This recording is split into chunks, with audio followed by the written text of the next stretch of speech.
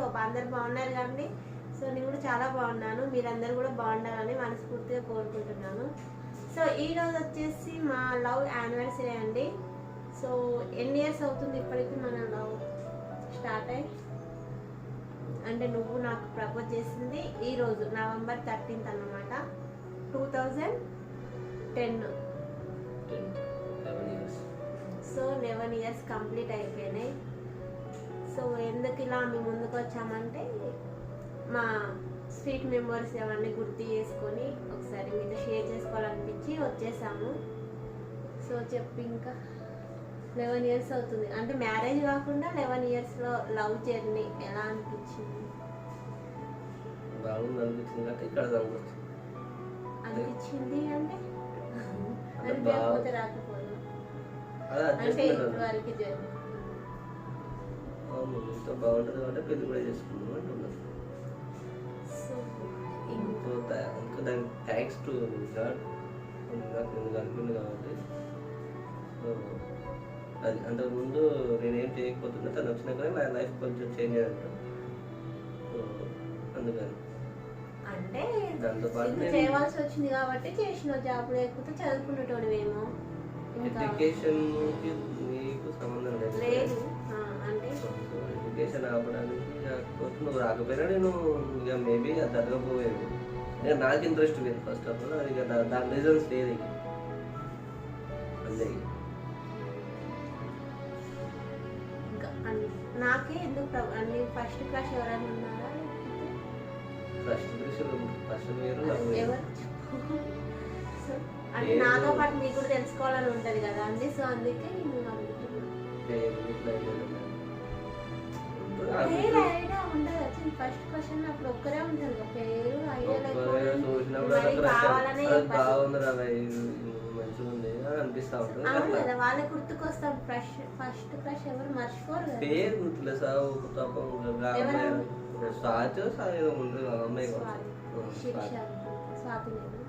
ఏదో ఐడియా అందుకని స్వాతి అనుకుంటాను. ఆ అమ్మాయి మీ ఫ్రెండ్, నీకు మీ ఫ్రెండ్ ఇద్దరికి ఒక్కరే ఉంటారు క్రష్.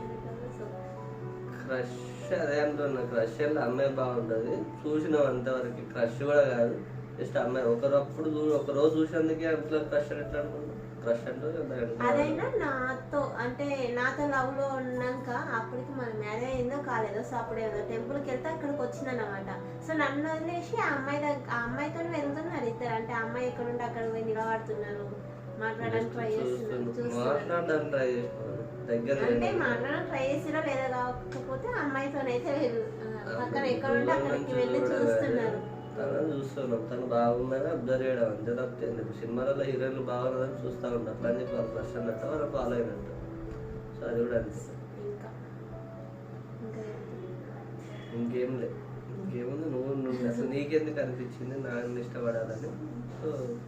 సో చెప్పిన మా లవ్ స్టోరీస్ లో అయితే చెప్పినాం కదండి. సో మళ్ళీ అదే అవుతుంది కాబట్టి ఇప్పుడు అదే ఇంకా అనుకుంటే ఆ వీడియో చూడొచ్చు.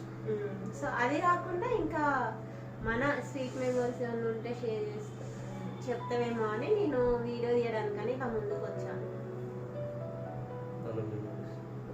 ప్రతిరోజు మెమరీ, ఎందుకంటే మన ఇష్టమైన వాళ్ళతో ఉన్న ప్రతిరోజు అంటే యాక్చువల్ అంటే తను ఎక్కువ ఎక్స్పెక్ట్ చేస్తూ ఉంటుంది, తను సర్ప్రైజ్ అలాంటివి మనకు తెలియదు.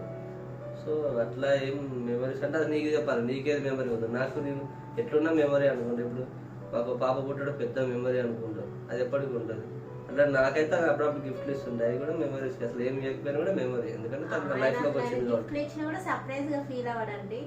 సో ఒకసారి ఏమైందంటే అది ఇంకా లైఫ్ లో ఒక స్వీట్ మెమరీ లాగా గుర్తుపెట్టుకోవాలి. సో స్వీట్ మెమరీ అంటే స్వీట్ మెమరీ కాదు, అమ్మో ఈయన ఇలా ఉంటాడా అనిపించింది. సో ఏమైందంటే అప్పటికి ఇంకా మాకు మ్యారేజ్ కాలేదు. సో ఒకటే రూమ్ లో ఉంటున్నాం, జాబ్ చేస్తున్నాం అని చెప్పాం కదా. సో అప్పుడు నేను కొంచెం డబ్బు దాచిపెట్టుకున్నాను అండి, ఒక 150 రూపీస్ ఏమో. సో ఆ 150లో నేను ఒక షార్ట్ కొన్నాను. సో టీ షర్ట్ కొన్నాను, తనకి యూజ్ అవుతుందని. అంటే మామూలుగా తక్కువ ప్రైస్లో వస్తాయి కదా అండి. సో అంతే. తర్వాత ఒక 50 రూపీస్ ఏమున్నాయి. సో అవి నేను బేకరీ తీసుకెళ్ళి 50 రూపీస్ తెలిసిన అన్నయ్య వాళ్ళన్నమాట. సో అక్కడ తెలిసిన అన్నయ్య ఉంటే అక్కడికి వెళ్ళాక హాఫ్ కేజీ కేక్ ఎంత అంటే 80 అన్నాడు. సో నేను 50 చేతిలో పెట్టి 50కి ఇవ్వండి హాఫ్ కేజీ అన్నాను. ఇంకా చూసిండు అన్నయ్య నా దగ్గర 50 ఉన్నాయి, మా హస్బెండ్ బర్త్డే, సో తనకి సర్ప్రైజ్ ఇవ్వాలి అంటే సరే అని ఇచ్చేసిండు. 50 రూపీస్కి హాఫ్ కేజీ కేక్ ఇచ్చేసాను. సో ఇచ్చినాక తినని ఏం చేశారంటే నేను బేకరీకి వెళ్తానప్పుడు స్నానం చేయడానికి వెళ్ళలేదు, అప్పుడు వాష్రూమ్ లోపల ఉండేది. నేను మామూలుగా బయట నుంచి డోర్ పెట్టినా అంటే 10 minutesలో రావచ్చు కదా అని ఎమ్మడి దగ్గర ఉంటుంది కదా వెళ్ళి ఎమ్మడి వద్దామని. ఇంకా నేను హాఫ్ అన్ అవర్ అయితే వెళ్ళి తినేమో డోర్ కొడుతున్నారంట. సడన్గా వచ్చేసిన కేక్ దాచిపెట్టినప్పటికీ ఇంకా నాకు తిట్టిండు, ఎందుకు డోర్ పెట్టిపోయినా నేను మామూలుగా వెళ్తే అయిపోయింది కదా అది అని. సో నేనేమో ఎమ్మడి వద్దాం అనుకున్నా, జస్ట్ ఇక్కడికే వెళ్ళినా అని చెప్పేసిన. ఆ తర్వాత కేకు కనబడకుండా నైట్ 12 కాగానే స్టార్ట్ అవుతుంది కదా బర్త్డే. సో అప్పుడు సర్ప్రైజ్ చేయొచ్చు, పైన స్లాబ్ పైన క్యాండిల్స్ అవన్నీ తీసుకొచ్చాను. సో అలా చేయొచ్చు అని దాచిపెట్టినా కనబడకుండా. సో నైట్ 12 అట్లా అయింది కరెక్ట్. నేను మేలుకుతూనే ఉన్నా, పైకి వెళ్ళి ఫస్ట్ కేక్ పెట్టి అన్ని క్యాండిల్స్ వెలిగించేసి వచ్చి లేపుతున్నా. ఎంత లేపినా లేవట్లేడు అసలు. లేచింది ఒకసారి పైకి వెళ్ళి వద్దాం దా అంటే అసలు నేను రాను ఇప్పుడేముంది ఎందుకు రావాలి మార్నింగ్ వస్తా అంటుండే. ఒక్కసారి లేచిందో హ్యాపీ బర్త్డే చెందన్నా కూడా సరే హ్యాపీ బర్త్డే అన్నావుగా సరే నేను మార్నింగ్ వస్తా ఇప్పుడు రానని పడుకున్నాడు. ఎంత లేపినా అసలు లేవట్లేడు రావట్లేడు.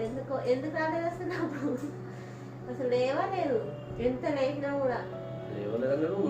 క్యాండిల్స్ అన్ని కరిగిపోతున్నాయి. అప్పటికి ఇంకా హాఫ్ అన్ అవర్ అవుతుంది లేచేది. ఒక్కసారి సర్ప్రైజ్ ఇద్దాం కేక్ ఉందని చెప్తే ఇంకా అసలు లేవట్లే. సరే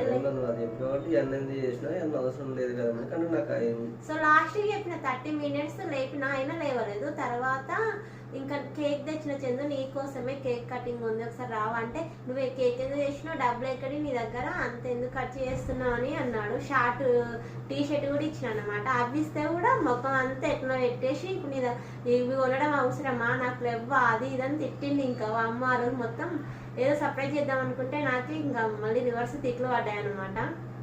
అప్పుడు అలా ఎందుకన్నా అంటే అప్పుడు మా పొజిషన్ ఏంటంటే సో ₹1 ఖర్చు పెట్టాను ఒకటికి 2 ఇచ్చిన 10 రూపీస్ అవి ఇవి ఉంటే దాచి పెట్టాను కానీ అప్పటికి అది ఇప్పుడు నేను చెప్పిన ₹150 చాలా ఎక్కువగా అనుకునేటోళ్ళు అన్నట్టు ఆ రోజులు అట్లా కష్టపడుతున్నాం. సో మళ్ళా ₹150 మనం ఏమన్నా చేసుకోవచ్చు లేదా సేవింగ్ చేయొచ్చు అన్న ఆలోచనతోనే ఇప్పుడు మనకి ఎన్న అవసరం లేదన్న ఉద్దేశంతో మాత్రమే నాకు అప్పుడు ఇంట్రెస్ట్ లేదు నేను రాను చేయను అన్న మాత్రమే ఉన్నా. సో నాకు కూడా అంతకుముందు బర్త్డే చేసుకునే అలవాటు లేదు. సో నేను బర్త్డే చేసుకోవడం అనేది ఉన్నా కూడా అసలు నా బర్త్డే డేట్ అనేది షూర్గా తెలియదు అప్పటి వరకు. సో తిని వచ్చినాకనే ఏ రోజు పుట్టిన ఏ సంవత్సరం అవన్నీ తెలుసుకొని అది అప్పటికి వచ్చిన పండగ వచ్చినాక వారం అట్లా అంటే తను అప్పుడు చూసి ఒక డేట్ ఫిక్స్ అయ్యి అప్పటి నుంచి చేసుకోవడం స్టార్ట్ చేసినాం. కాబట్టి నాకు అంతకుముందు బర్త్డే డేట్లు బర్త్డేలు అవన్నీ లేవన్నారు. సో తను వచ్చినాక చేయడం స్టార్ట్ చేసి ఏదో నా సంతోషం నా సర్ప్రైజ్ అంటే ఉంటుంది కదండి మనకి ఇష్టమైన వాళ్ళకి సర్ప్రైజ్ చేయడం. సో ఇంకా 1 year బ్యాక్ కూడా అంతే వీళ్ళ అన్న అంటే పెద్ద బావ ఉంటాడు తన బర్త్డేకి అనుకుంటా సారీ యానివర్సరీ మ్యారేజ్ యానివర్సరీ అక్క వాళ్ళది. సో కేక్ తయారు చేశాను. మానస వాళ్ళు వచ్చేసి డ్రెస్సెస్ కొనుక్కొచ్చారు వాళ్ళకి. సో కేక్ వచ్చేసి మా రూమ్లోనే ప్రిపేర్ చేసినాం. సో డ్రెస్ తను కూడా అంతే రాండి బాగా ఒకసారి కేక్ అడిగేద్దు రాండి డాడీ అని వాళ్ళు పిలుస్తుంటే నాకు కేక్ ఎవరు తయారు చేయమన్నారు డ్రెస్సులు ఎవరు కొనుక్కరమన్నారు నేను రాను అది ఇదని అన్నాడు అన్నమాట. మాకే మన రివర్స్ సర్ప్రైజ్ ఉంటుంది వీళ్ళకి ఏదన్నా చెయ్యాలి సర్ప్రైజ్గా ఇవ్వాలి గిఫ్ట్ లాంటివి అంటే తిరిగి మనకే ఉంటాయి అన్నమాట. సో వీళ్ళందరూ ఇంతే అనుకుంటా ఫ్యామిలీ మొత్తం మనం ఇవ్వాలనుకుంటే మనకే రివర్స్ అవుతుంది అక్కడ.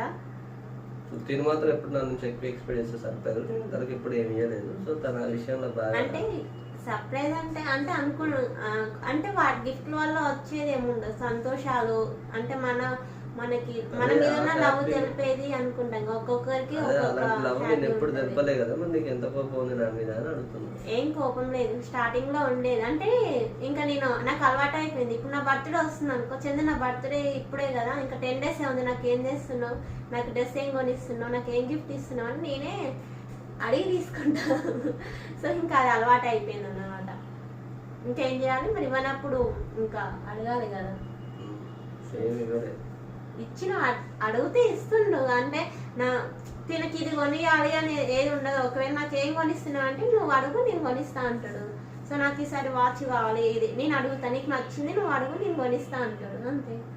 నచ్చింది ఇవ్వాలని అంటే చెప్పి తినకి ఏం ఇష్టం ఈసారి ఏం నాకు కొనియాలి అన్న సెలెక్షన్స్ ఇది ప్లాన్ ఇవ్వాలి అది ఇవ్వాలని ప్లానింగ్ లాంటి మనకి ఏముండదు. సో తను అడిగితే నచ్చితే తనకు నచ్చింది తనకు అనిపించింది కొనుక్కోవాలి కదా.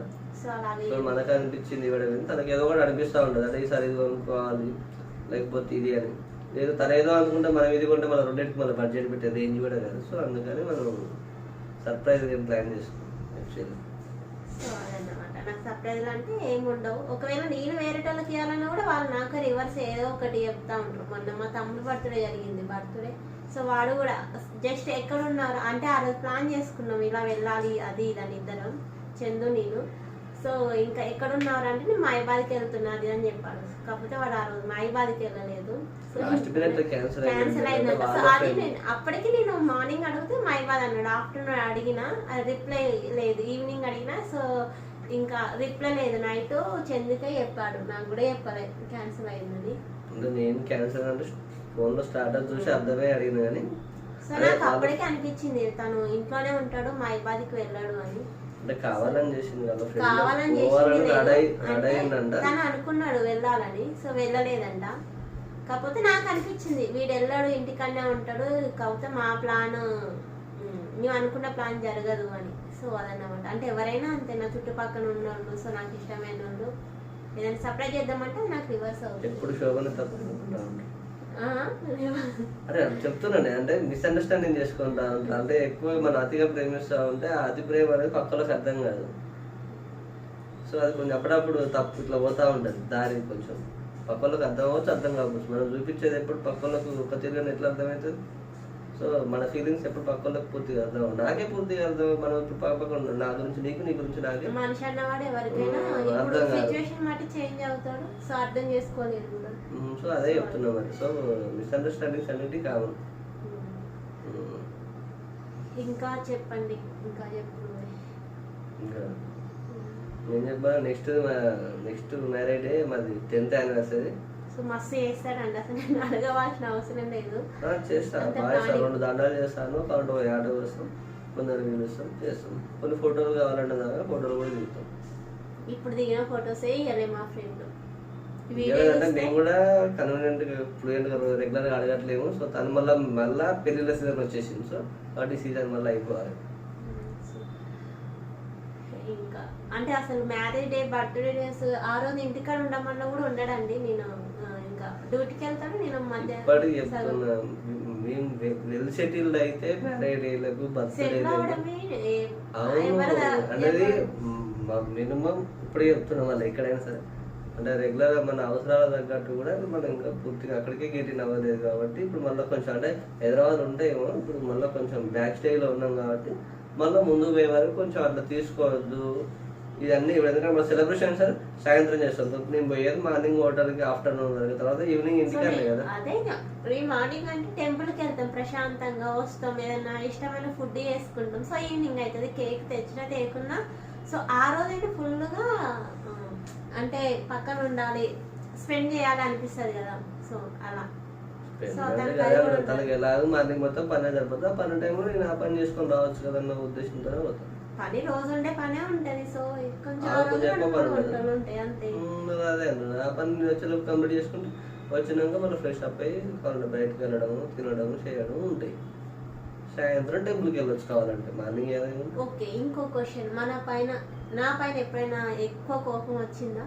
చాలా హెవీగా ఎందుకు లవ్ చేసినావు అని అనిపించిందా? కోపంలో అనుకుంటాం, కోపం ఎందుకు అంటే వచ్చిందా అని అడుగుతున్నా. 1,00,000 సార్లు వచ్చింది, నీకు రాలేదా? నాకు వస్తే అంటే కోపం వస్తుంది, హెవీగా అయితే రాలేదు. హెవీగా అంటే కోపం, మనం కోపంలో ఉన్నప్పుడు కోపం మనకి ఎక్కువనే అనిపిస్తుంది. సో నువ్వు అరుస్తుంటే నేను అరుస్తుంటే, నేను అరుస్తుంటే నువ్వు అరుస్తుంటా. కాకపోతే ప్రేమ ఉన్నప్పుడు మన ప్రేమ కోపాన్ని తగ్గించి ఏమంటే ఆ కోపాన్ని మర్చిపెట్టేట్టు చేస్తుంది. ప్రేమకున్న పవర్ అయితే గంది. సో నీకైనా ప్రతిసారి గొడవ అయినాక మళ్ళీ మనకు అది ఇంకా పెద్దది కాకుండా ఉండడానికి కారణం నేను ఇంకెన్నైనా చేయొచ్చు. అంటే నేను ఇంకేమైనా అనొచ్చు, తిట్టొచ్చు, అసలు కావాలంటే మీ ఇంటికి బొమ్మనొచ్చు, అని చేయొచ్చు. కాసేపటికి మళ్ళీ ఎంత నార్మల్ అయిపోతుంది, ఎందుకంటే అది ప్రేమ. మరి అంతా అనుకునే అంతా అరే తప్పు, సారీ, బాధ పెట్టింది సారీ అని చెప్పుకుంటాం. అంటే సో గొడవ పడ్డప్పుడు ఆ కోపంలో అనిపిస్తుంది ఇంట్లో నుంచి వెళ్ళిపోవాలి అని. సో మళ్ళీ ఆ క్షణమే అనుకుంటే ఇదే నా ఇల్లు కదా, ఎక్కడికి వెళ్తా అని. ఒకసారి హైదరాబాద్లో ఉన్నప్పుడు అయితే ఇద్దరం ఈనాగా చేస్తున్నప్పుడు కోపం వచ్చినప్పుడు వర్క్ చేసేటప్పుడు కూడా చిన్న చిన్నగా అనుకునేది, ఎవరికి వినబడకుండా తిట్టుకునేది. సో అప్పుడు ఆ టైంలో వర్క్లో ఉన్నప్పుడే నేను ఒక దగ్గర కూర్చొని ఉండిపోయినా, అంటే కనబడకుండా నన్ను వెతుకుతుందా లేదా అని.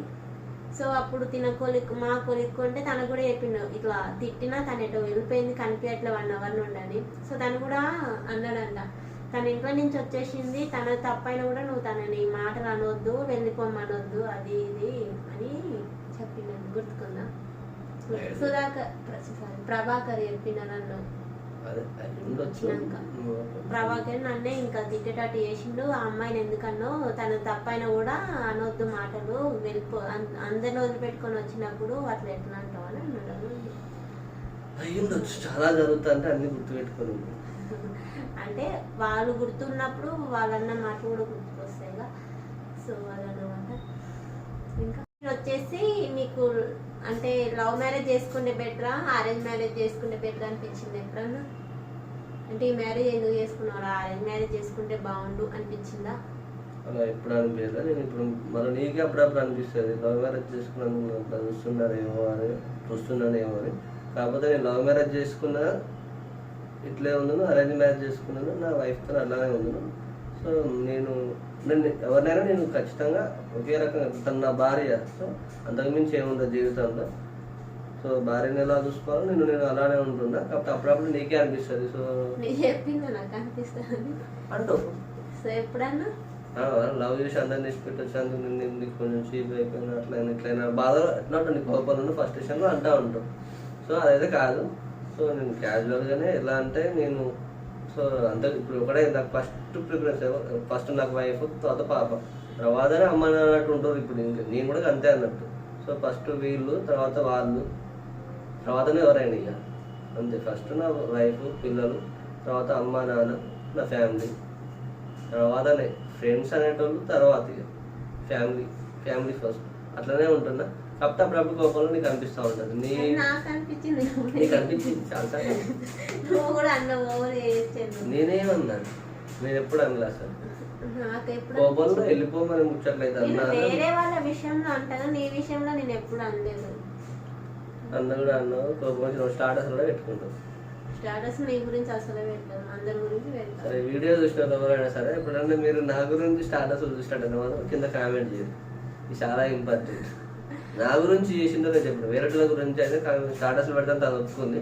సో నా గురించి కూడా చేసిందో లేదా ఎవరైనా ఒక్కరు ఈ వీడియో చూసి అది వాళ్ళకి ఉంటే మాత్రం కింద కామెంట్ పెట్టండి, తెలుస్తుంది. సో నేనైతే వద్దని చెప్తాను, మన ఫీలింగ్స్ బాధలు అనేది స్టాటస్ రూపంలో పెట్టొద్దు. దానికి నేను చాలా యాంటీ. ఎందుకంటే స్టాటస్ పెట్టగానే పోయే బాధల కష్టాల పోతాయా, ఏం రావు, ఏది ఉండదు. పక్క వాళ్ళ దగ్గర మనం కొంచెం తక్కువ అవుతాం. ఏదో ఎవరు వచ్చి ఏం చెప్పేది, మనది ఏదైనా ఉంటే మనమే తీర్చుకోవాలి, చేసుకోవాల్సిన రోజులు ఇవి. సో స్టాటస్ పెట్టుకొని అట్లాంటివి వచ్చేది. స్టాటస్ అనేది అంటే ఇప్పుడు ఇంకా వేరే ఎవరైనా పెట్టుకుంటారు కూడా తెలుస్తుంది. నీ ఇష్టం అది. నేనేమన్నా నీకు లవ్ మ్యారేజ్ అంటే లవ్ విషయం చెందు చేసుకోవాలనిపించిందా అని అడిగాను. నీకు అనిపించిందా నువ్వు అన్నాడు, నువ్వు చెప్పడం ఎందుకు చెందు? లవ్ మ్యారేజ్ చేసుకోవాలని చెప్పేది. లవ్ మ్యారేజ్ చేసుకోవాలని లవ్ మ్యారేజ్ చేసుకోవాలని అసలు అనుకోలేదు. ఇదంతకి ఇప్పుడు వచ్చేసి నెక్స్ట్ క్వశ్చన్, అంటే లవ్ మ్యారేజ్ చేసుకున్నావు కదా, సో ఎప్పుడైనా అరేంజ్ మ్యారేజ్ చేసుకోవాలని అనిపించిందా? అంటే ఇది బెటర్ అంటే ఎవరికైనా ఏమైనా చెప్పాలనుకుంటే లవ్ మ్యారేజ్ బెటరా, అరేంజ్ మ్యారేజ్ బెటరా అని చెప్తాను నిన్ను అడిగితే? ఏ పెళ్లి చేసుకున్నా వైఫ్తో జీవితాంతం ఉండు. అంటే వాళ్ళు ఏ పెళ్లి చేసుకున్నా కొంచెం వైఫ్ అన్నప్పుడు అలానే ఉంటారు. అంటే టైంకి ఇంటికి రావాలి. కొంచెం అప్పటి నుంచి మనం అప్పటిదాకా ఫ్రీగా బయట తిరుగుతూ ఉంటాం, ఫ్రెండ్స్తో ఎక్కువ తిరగవచ్చు, చేయొచ్చు, బయటకు వెళ్ళినప్పుడు ఎక్కువసేపు పట్టవచ్చు. కాకపోతే ఫ్యామిలీ అయినాక ఒక టైంకి రావాలి, టైంకి పోవాలి. కొన్ని ఇట్లా ఉంటాయి కాబట్టి వాటికి అడ్జస్ట్ అయితే సరిపోతుంది. అంతే తప్పితే మన ఇంటికి సమయం కేటాయించిన అనుకో, అమ్మ వాళ్ళు మనం ఎంత అరిచినా చేసినా మనం వాళ్ళు మనకు ఫోన్ చేసినా ఏం చేసినా తిరుగుతూ ఉంటాం. కానీ వాళ్ళ అంటే ఇప్పుడు ఎగ్జాంపుల్ మమ్మీ వాళ్ళకి వాళ్ళ హస్బెండ్ల పైన అంటే నాన్నల పైన కోపం ఉంటుంది, టైంకి రాత్రిలో చేయట్లేదు అని. కొడుకుల పైన ఎందుకు కోపం ఉంటుంది?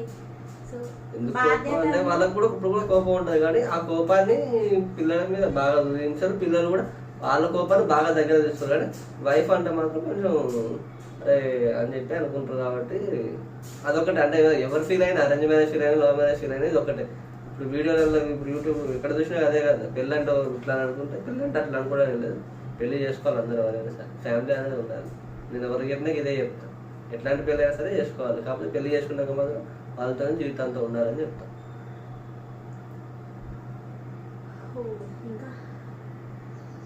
ఇంకా నువ్వు లవ్ మ్యారేజ్ చేసుకోవాలి, నేను చేసుకోవాలనుకున్నావు? అదే అనుకోకుండానే ప్రేమ కలిగింది, అనుకోకుండా కలిగిన ప్రేమను అదే దక్కించుకోవాలనుకున్న వాడు పెళ్లి చేసుకున్నాను. నీలో ఉన్న ప్లస్ పాయింట్లు, మైనస్ పాయింట్లు. సో ఫస్ట్ మైనస్ పాయింట్ నీకు నువ్వు అనుకుంటావు నాకు ఇవి ఉన్నాయి. మైనస్ పాయింట్ కూడా పేషెన్స్ ఎక్కువ ఉండడం, కోపం కూడా కొన్ని విషయాలలో తొందరగా రాకపోవడం. ప్లస్ మైనస్ రెండు అవే. ఎందుకంటే కొన్ని విషయాలలో ఓపిక, పేషెన్స్, కోపం తక్కువ ఉండడం మంచిది, కొన్ని విషయాలలో ఉండకపోవడం మంచిది. సో అదే మంచి, అదే చెడు అన్నట్టున్నారు. అదే ప్లస్, అదే మైనస్. ఎట్లా అంటే చూపించాల్సిన దగ్గర చూపించాలి, కానీ ఒక్కోసారి నేను చూపించకపోవచ్చు కాబట్టి అది మైనస్. ఒక్కోసారి చూపించకుండా చూపించాల్సి రావచ్చు, అది కూడా అప్పుడు మైనస్. అట్లా అదే ప్లస్ అయితే బాగుంటుంది, అదే మైనస్. అంటే ఈయన తెలిసి కోపం అంటే కోపం అయితే ఓకే అండి, వస్తుంది పోతుంది, దానివల్ల నాకు ఇక్కడ ఇబ్బంది లేదు. ఓపిక బయట వాళ్ళ దగ్గర చాలా ఓపిక ఉంటాడు, అంటే ఉండేదానికంటే ఎక్కువ సహనం. అది నచ్చదు, ఉండేదానికంటే ఎక్కువ, మళ్ళీ మొహమాటం ఎక్కువ. ఏదైనా అడగాలన్నా అడగలేడు, అదొకటి. నేనే చెప్తాను అదే, ఓపిక ఎక్కువ, పేషెన్స్ ఎక్కువ అని చెప్పి నేను కావాలనే చెప్పినా కదా. అంటే దీనికి ఎంత కష్టం వచ్చినా వాళ్ళ దగ్గర కష్టంగా ఫీల్ అవుతున్నారు అంటే తను అని భరిస్తాడు కాబట్టి వాళ్ళని అడగలేడు. ఏదైనా అడగాలి అనుకుంటే, చేయాలి అనుకుంటే, అంతే కదా. అదే అంటుంది. పక్క వాళ్ళని ఇబ్బందిగా పెట్టి అడగడం, చేయడం నాకు తెలియదానండి పెద్దగా. ఫస్ట్ అట్లా నేర్చుకోవాలి. ఏది వాళ్ళు అర్థం చేసుకోవాలి అన్న వేలోనే ఉంటా, పక్క వాళ్ళు అర్థం చేసుకోవాలి. కానీ ఇప్పుడు పక్క వాళ్ళు అర్థం చేసుకున్న రోజులు కాబట్టి నాకు తెలుసుగా, అయినా నేను ఉండలేదు. సో ఈ రోజుల్లో అది మంచి ఎక్కువ ఉంటుంది. అంటే పోనీలే వాళ్ళు ఇబ్బందిలో ఉన్నారు కదా అనుకుంటారు. కాకపోతే వాళ్ళేమో ఇంకా లవ్ గురించి అంటే దానికి నీకు ఎప్పుడు అంటే ఎప్పుడు లవ్ చేయాలి అంటే దానికి టైమింగ్స్ ఉంటాయా? లవ్ చేయాలని అనుకుని చేస్తే బెటరా, లేకపోతే సెటిల్ అయినాక చేస్తే బెటరా? లవ్ అనేది ఇప్పుడే చేయాలంటే ఈ రోజులలో ఎప్పుడు పడితే అప్పుడు కూరగాయలు చేసుకుంటారు. ఈ రోజులు వేరు. నా రోజులలో నాకే అసలు అప్పటిదాకా నేను చేస్తాను అనుకోలేదు, నాకు కూడా పుట్టింది కాబట్టి. సో నేను కూడా అనడానికి లేదు. కాకపోతే పెళ్ళి అనేది మాత్రం సడన్గా మనం ఖచ్చితంగా సెటిల్ అయినాక చేసుకుంటే బెస్ట్.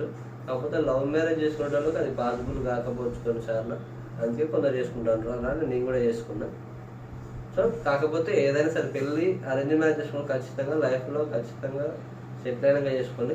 లవ్ మ్యారేజ్ చేసుకున్నా కూడా 99% లైఫ్లో సెట్ అయినాకనే చేసుకోవాలి. అది మన జీవితం కొంచెం సాఫీగా అవ్వడానికి ట్రై చేస్తాం. అసలే ఇప్పుడు ఈ జనరేషన్లో ఖర్చులు ఎక్కువ, అన్నీ ఎక్కువ. సో మనం ఏం సెట్ కాకుండా చేసుకుంటే ఆ డబ్బుల గురించే మనకు నొల్లులు వస్తా ఉంటాయి. సో కాబట్టి అట్లాంటి పని చేయదు. మా రిలేషన్ లో కూడా అందరు మేమైతే లవ్ మ్యారేజ్ అంటే ఇంకా 1 year ఆగి కొంచెం ఆలోచించి చేసుకున్నాం. కానీ అరేంజ్ మ్యారేజ్ చేసుకున్నా కూడా అందరు చిన్న వాళ్ళే, మాకంటే చిన్న ఏజ్ వాళ్ళు కూడా చేసేసుకున్నారు. పిల్లలు కూడా ఇంకా మా పిల్లల కంటే పెద్దవాళ్ళు కూడా, మా పాప కంటే. సో అంత తొందరగా చేసుకొని కూడా చాలా కష్టపడుకుంటూ లైఫ్ ని ఇలా జర్నీ చేస్తాం. 27 years లో పెళ్లి కూడా 27, 28, 30 years చేసుకున్నా నో ప్రాబ్లం. 30 కూడా పోవద్దు. 27, 28 నాకు తెలిసి 27 ది బెస్ట్ అంటే నేను అనుకుంటుండే చిన్నప్పుడు చదువుకునేటప్పుడు. 23, 24 వరకు ఏదో ఒక జాబ్ చేసుకోవాలి. అంటే 23 లోపు ఏదో ఒక జాబ్లో సెటిల్ అయ్యి 4 years మంచిగా జాబ్ చేసుకుని 7 years 27 పెళ్లి చేసుకోవాలని. కానీ ఇదేం జరగముందుకే నా చదివే ముందే అయిపోయింది, అనుకోకుండా స్టార్ట్ అయింది, అనుకోకుండా పెళ్ళి అయిపోయింది అట్లా అన్నట్టు. సో అప్పుడు మనం అనుకున్నప్పుడు సో అనుకున్న దారిలో పోలేము. వన్స్ ఫ్యామిలీ స్టార్ట్ అయినాక మనం గొప్పగా ఎదగాలనుకుంటా అంటే కొంచెం కష్టాలు ఎక్కువ ఉంటాయి. సో ఫ్యామిలీ కాకముందుకే చేసుకోవడానికి కొంచెం ఫ్రీనెస్ ఎక్కువ ఉంటుంది. కానీ ఎట్లా ఫ్యామిలీ లేదు కానీ దుబారా ఖర్చులు చేసుకుంటే అప్పుడు కూడా కష్టం ఉంటుంది. సో దానికి మనం ఏం చేయాలి, ఏదైనా సరే మన దగ్గర ఉంటుంది, మనం సరిగా ఆలోచించుకొని చేసుకుంటే ముందుకు పోవాలి. సో ఇంకా లైఫ్లో ఇంకా ఏం చేయాలనుకుంటున్నాను, ఎలా గ్రోత్ అంటే ఇప్పుడైతే ప్రస్తుతానికి అయితే మామూలు జాబ్ చేస్తున్నాడండి. తర్వాత నెక్స్ట్ ఏమైనా ప్లానింగ్ ఉందా అంటే పాప వచ్చింది కదా, సో పాప కోసమే సంపాదించాలి. పాప కోసం అంటే పాప స్టడీ కోసమే మేము సంపాదించేది మొత్తం పాప స్టడీ. తను స్టడీ అంటే అదర్ యాక్టివిటీస్ అవన్నీ నేర్పియాలనుకుంటున్నాం. సో ఆ ఆస్తులు అంతస్తులు అంటే ఎక్కువ సంపాదించకుండా తను చదువుకోవడానికి మాత్రమే ఖర్చు చేయాలనుకుంటున్నాను. సో వాటికే ఎక్కువ మనీ అవుతుంది. ఎడ్యుకేషన్ కన్నా ఇప్పుడు ఎడ్యుకేషన్ వల్ల విద్య వైద్యం చాలా ఖర్చుతో కూడుకున్న పని రెండు. సో వైద్యంతోనే ఎక్కువ పని, విద్యతోనే ఎక్కువ పని. సో ఆ రెండు ఖర్చుతో కూడుకునే నా శక్తికి మించి ప్రయత్నిస్తా. సో నేను సంపాదించినట్టు అలాగే పెడతా. సో నేను నాకైతే ఒకటి ప్లానింగ్ అంటూ ఏమీ ఉండదు. అంటే నేను ఖచ్చితంగా ఇది చేయాలి, అది చేయాలి, ఇంత సంపాదించాలి, అది కొనాలి, ఇది కొనాలి. సో ఇట్లా నేను ఈరోజు హ్యాపీగా ఉండాలన్న వేలోనే ఉంటా. ఈరోజు నేను ఏం చేస్తున్నాను, నా దగ్గర ఏముంది, దీంతో ఎలా హ్యాపీగా ఉండా. సో నా దగ్గర ఏం లేకుండా హ్యాపీగా ఉండాలి.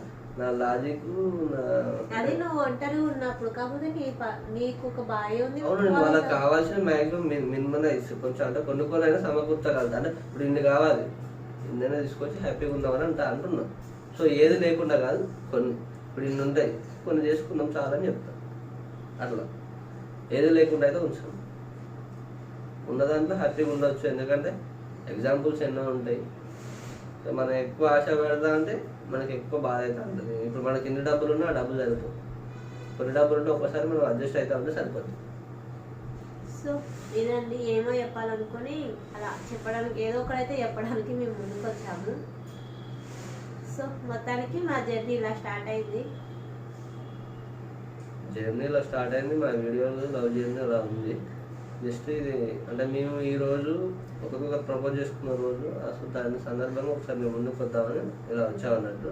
సో సెలబ్రేషన్స్ అంటే ఇంకా చెప్పాను కదా. సో సెలబ్రేషన్స్కి తనే చేసుకోవడం ఎక్కువ ఇష్టం ఉండదు. సో నాకు ఇంకా చూడాలి, పిల్లలకు కూడా ఎక్కువ ఉంటే చేసేది ఇక మొత్తం నేనే ఇంకా ప్రతి ఇయర్.